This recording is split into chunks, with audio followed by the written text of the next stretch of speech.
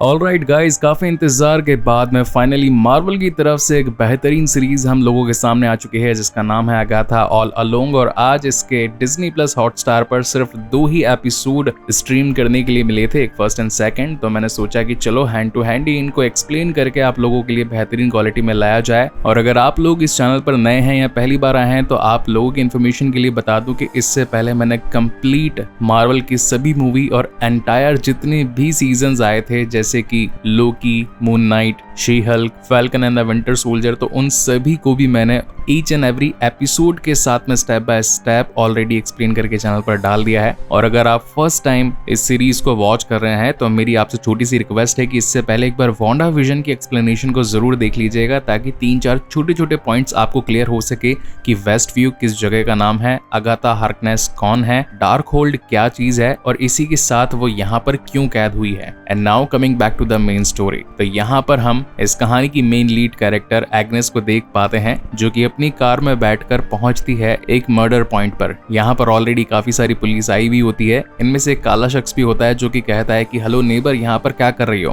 तुम्हें तो एक कत्ल के इल्जाम में ऑलरेडी चीफ ने बाहर निकाल दिया था, सस्पेंड कर दिया था, तो क्या तुम्हारा सस्पेंशन पूरा हो गया? जिस पर एग्नेस बताती है कि हाँ, तुम्हारी इन्फॉर्मेशन के लिए बता दूं कि वो टाइम अब कंप्लीट हो चुका है और चीफ ने ही मुझे इस केस की इन्वेस्टिगेशन के लिए यहाँ पर भेजा है और ये भी बताया है कि इस केस को सिर्फ मैं ही हैंडल कर सकती हूँ। वैसे अभी तक तुम्हें क्या क्या मालूम चला है? जिस पर ये पुलिस वाला बताता है कि एक औरत की लाश मिली है जिसका सर कुचल दिया गया था और सबसे हैरान कर देने वाली बात ये थी कि उसके हाथ पैर काले हैं। अब जैसे ही एग्नेस इस बॉडी को देखती है तो उसे कुछ अनयूजुअल चीजें होने लगती है जैसे कि गर्मी लगना, खुजली होना, और तभी वो इस केस की तहकीकात करने के लिए उस जगह को एक्सप्लोर करने लगती है कि तभी उसे पानी में एक बटन मिलता है। इस बटन को वो अपनी जेब में रख लेती है और अपने कलीग से कहती है कि इसे डेंटल फॉरेंसिक के लिए भिजवाया जाए। एंड देन इस सीजन का या फिर कहें कि इस एपिसोड का एक थीम सॉन्ग आता है जहां पर एक डगर पर चलने की बात होती है और फिर हम देख पाते हैं कि एग्नेस इस केस की और छानबीन करने के लिए एक लाइब्रेरी में पहुंचती है क्योंकि उस बॉडी की जेब में से लाइब्रेरी का एक कार्ड मिला था, यानी कि उसने कोई बुक जरूर रेंट पर ली होगी। लेकिन यहाँ की लाइब्रेरियन डॉटी बताती है कि ऐसे कार्ड्स पहले चला करते थे, आजकल सारा सिस्टम कंप्यूटराइज्ड है,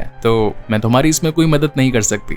मगर एग्नेस उसे ही बुरा भला कहने लगती है और पूछती है चिल्लाकर कि आखिर तुम कल रात 1 से 3 बजे तक कहां पर थी? अब कहीं उस लाइब्रेरियन यानी कि डॉटी की बेइज्जती ना हो जाए, इसलिए वो कहती है कि ठीक है, मैं एक बार बुक नेम से उस पर्सन को फाइंड आउट करने की कोशिश करती हूँ, जहां पर उसे एक बुक का नाम पता चलता है। अब जब एग्नेस उस बुक शेल्फ के पास में पहुंचती है तो वो पूरा सेगमेंट जला हुआ था, जहां पर एक अननोन पर्सन आकर बताता है कि आज से करीब 3 साल पहले इस लाइब्रेरी में आग लगी थी और इस सेगमेंट की सारी किताबें जल गई, एक भी नहीं बची। मगर इन किताबों को देखने से साफ पता चल रहा था कि यहाँ पर किसी ने आग नहीं जलाई बल्कि कोई काला जादू किया था जो कि सिर्फ इसी सेगमेंट की किताबों को नुकसान पहुंचाने के लिए किया गया था। एंड देन वो अपने ऑफिस पहुंचती है। यहाँ पर चीफ उसका स्वागत करता है और बताता है कि क्यों ना एक केस पर ज्यादा अच्छे और तेज दिमाग लगे तो केस को फटाफट से सुलटाया जा सकता है। और यहाँ पर अब तुम्हारा साथ देने के लिए आई है खुद विडाल। अब यहाँ पर विडाल जो कि FBI से थी और इन दोनों ही लेडीज की नहीं बना करती थी। कभी एग्नेस उसके ऊपर कीचड़ उछालने लगती है तो कभी विडाल उसके ऊपर कीचड़ उछालने लगती है, यानी कि एक दूसरे की बुराइयां करते हैं ये। इसी के साथ केस पर भी बातचीत होती है। एग्नेस का बताना था कि बॉडी को घसीटा नहीं गया, इसका मतलब किसी ने उसे उठाकर लाकर रखा है, जबकि विडाल का कहना था कि अगर कोई उठाकर रखेगा भी तो फुटप्रिंट्स तो वहां पर होने ही चाहिए। मगर फॉरेंसिक को वहां पर एक भी फुटप्रिंट नहीं मिला। क्या ये लाश वहां पर जादू से आ गई? और ऊपर से उसके नाखूनों में जो मिट्टी मिली है वो इस वेस्ट व्यू की नहीं बल्कि यूरोप की किसी सिटी की मिट्टी है, यानी कि कत्ल यहाँ नहीं हुआ, किसी और जगह पर हुआ है। एंड देन इस बॉडी को यहाँ पर लाकर किसी ने फेंक दिया है। खैर अब तो दोनों में ही बहस छिड़ चुकी थी कि आखिर कौन इस केस को सुलझाएगा। मगर विडाल यहाँ पर एग्नेस को कुछ अलग ही हिंट देना चाहती थी, कुछ ऐसा बताना चाहती थी जो कि इस केस से रिलेटेड नहीं बल्कि उसकी लाइफ से रिलेटेड था। और अब जैसा कि एग्नेस को वहां पर एक छोटा सा बटन मिला था तो वो एक पॉन शॉप में जाती है और पूछती है कि आखिर तुम इस बटन के बारे में क्या जानते हो, जहां पर वो ज्वेलर बताता है कि ये एक 17वीं शताब्दी का खास बटन है जिसके अंदर गोल्ड और पुरानी आर्टिफैक्ट्स का यूज हुआ है। वैसे ये एक बटन ही नहीं, एक लॉकेट भी है और इसमें किसी के बाल हैं। एग्नेस समझ जाती है कि ये जरूर किसी काले जादू से रिलेटेड है। तभी वो ज्वेलर कहता है कि क्या तुम इसे बेचना चाहोगी, मैं इसके 200 दूंगा। मगर एग्नेस उसे बिना बेचे वहां से निकल जाती है। एंड देन रात भर अपने केबिन में बैठकर उस पूरे केस के ऊपर अपनी जांच पड़ताल करने लगती है। उसे कुछ क्लूज भी मिलते हैं जिनके कैपिटल लेटर को जब वो अलग सेपरेट लिखती है तो यहाँ पर हम व्यूअर्स को शब्द दिखाई पड़ता है डार्क होल्ड। और ये वो ताकत थी जो कभी अगाथा हार्कनेस के पास में हुआ करती थी बीइंग अ चुड़ैल। जेल, मगर अभी उसके पास में ये पावर्स नहीं है। कि तभी चीफ वहां पर आ जाता है और कहता है कि अगाथा दिन भर से काम कर रही हो, अपने घर जाओ, और वो उसकी लाइट बंद कर देता है। एंड देन यहाँ से अगाथा अपने घर की तरफ जाती है और फिर एक बिस्तर को देखती है जो कि लग रहा था कि किसी बच्चे का बिस्तर होगा, और वहां पर ढेर सारे प्राइजेस भी पड़े थे। जिसके बाद में वो अपने खरगोश को उठाती है कि तभी कोई घर की घंटी बजाता है, और जब वो दरवाजा खोलने के लिए पहुंचती है तो वहां पर विडाल खड़ी थी और बताती है कि इस जमाने में अगर कोई औरत घर का भी काम करे और बाहर का भी काम करे तो फिर उसे खाना कौन खिलाएगा, इसलिए मैं तुम्हारे लिए पिज्जा लेकर आई हूँ। और अब ये दोनों ही दो बियर्स लेकर आराम से पिज्जे के मजे उठाने लगती है कि तभी विडाल का उससे कहना था कि आखिर तुम्हें नहीं लगता कि ये केस तुम्हारे किसी पास्ट से रिलेटेड है। खैर अभी एग्नेस की यादें ताजा नहीं हुई थी, वो पूरी तरीके से अपनी पुरानी यादों को भूल चुकी थी, और तभी उसे अपने घर में कुछ आहट आती है। ऐसा लग रहा था कि मानो कोई शख्स घर के अंदर कुछ ढूंढ रहा है, और जैसे वो ऊपर के कमरे में पहुंचती है तो एक चोर वहां से कुछ लेकर के भागता है। अब क्योंकि पेशे से एग्नेस एक पुलिस वाली थी तो उस चोर के पीछे पड़ जाती है। इन दोनों के बीच में अच्छा खासा चेज आता है, मगर तभी एक कार से वो टकरा जाता है। एंड देन उसे पुलिस थाने के अंदर बिठा दिया जाता है और पूछा जाता है कि आखिर इस मर्डर से तुम्हारा क्या वास्ता है, और ऊपर से तुम मेरे घर में आकर के क्या चीज चुरा रहे थे। तो ये लड़का बताता है कि आपका नाम अगाथा है और मैं आपका बहुत बड़ा फैन हूँ, और रही बात इस कत्ल की तो मैं इसके बारे में कुछ नहीं जानता। खैर यहाँ पर बार बार अगाथा उस कांच को देख रही थी जिसके पीछे विडाल खड़ी थी, क्योंकि यहाँ पर इंटेरोगेशन चल रहा था, और अब यहाँ पर ज्यादा जानकारियां जुटाने के लिए वो उस पर जोर जबरदस्ती करती है, मगर थोड़ा सा कॉमेडिक वे लग रहा था, और पूछती है कि आखिर ये मर्डर किसने किया, इस डेड बॉडी के बारे में क्या जानते हो। मगर वो लड़का बताता है कि ये तो किसी गार्डन की फोटोज है, आखिर मेरा इनसे क्या वास्ता, मुझे नहीं पता कि आप किस मर्डर के बारे में बात कर रही हैं और बार बार उस तस्वीर को क्यों देख रही हैं। तब यहाँ पर पता चलता है कि उसके सामने जो कांच था वो एक तस्वीर में बदल चुका था, या फिर सिर्फ उसकी एक इमेजिनेशन थी कि विडाल उसे खड़े होकर पीछे से देख रही थी। एंड देन रात को वो मॉर्चरी पहुंचती है उसी बॉडी के पास में उसकी और ज्यादा तहकीकात करने के लिए कि आखिर इस लड़की का नाम क्या था, ये मरी क्यों,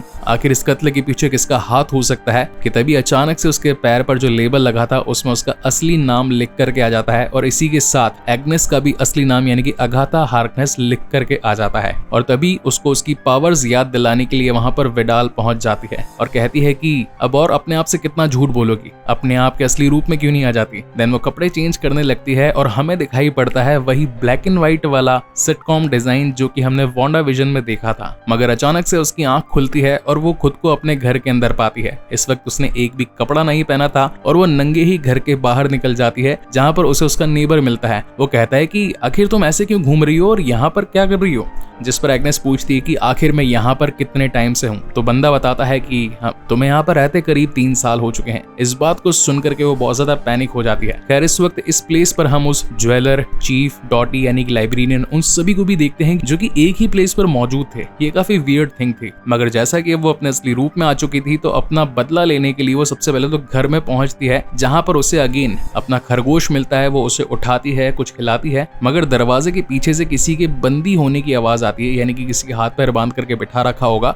और जैसे ही वो दरवाजा खोलती है तो उसे अपने सामने वही लड़का मिलता है जिसे कि एक दिन पहले उसने पुलिस स्टेशन के अंदर अरेस्ट करके रखा हुआ था। अब ये यहाँ पर और कुछ सच जान पाती कि तभी असली वाले रूप में विडाल भी यहाँ पर पहुंच जाती है, जो कि बताती है कि तुम तो वही बदनाम डैन हो जो कि लोगों और दूसरी डायनों की शक्तियां चुराया करती है। कैसा हो कि मैं तुम्हें मार दूं। जिस पर अगाथा बताती है कि ये रूल्स के खिलाफ है, ना तो मैं तुम्हें मार सकती हूँ और ना तुम मुझे मार सकती हो, मगर मुझे मारना और नुकसान पहुंचाना ये तो तुम्हारी शान के खिलाफ होगा, क्योंकि तुम्हारे पास तुम्हारी पावर्स है और मेरे पास में मेरी पावर्स ही नहीं है। तो फिर तो ये मुकाबला बराबरी का होगा ही नहीं। जिस पर विडाल कहती है कि ठीक है, तुम अपनी पावर्स को लेने के लिए डगर पर जा सकती हो। अभी डगर क्या है वो अभी तक क्लियर नहीं बताया गया था। इसी के साथ वो उसे शाम तक का टाइम लिमिट दे करके जाती है कि हालांकि मैं तुम्हें नुकसान नहीं पहुंचा सकती, मगर सैलम 7 तुम्हें जरूर नुकसान पहुंचा सकती है। वो शाम को आएगी तुम्हारा हिसाब किताब करने के लिए। और जाते वक्त वो उसका हाथ भी चाट कर जाती है, क्योंकि एक टाइम पहले जब उसने चाकू से उसका हाथ काट दिया था तो चाट देने की वजह से उसका हाथ फिर से ठीक हो जाता है। और अब बारी थी अगाथा हार्कनेस को अपनी पुरानी शक्तियों को वापस अपने अंदर समाने की। और इसी तगड़े सस्पेंस के साथ में ये शानदार एपिसोड यहीं पर खत्म होता है। इसका नेक्स्ट एपिसोड मैं जल्द ही लेकर आऊंगा। सो तब तक के लिए keep watching and stay safe and thank you so much guys for watching this video. मिलते हैं अगले वीडियो में।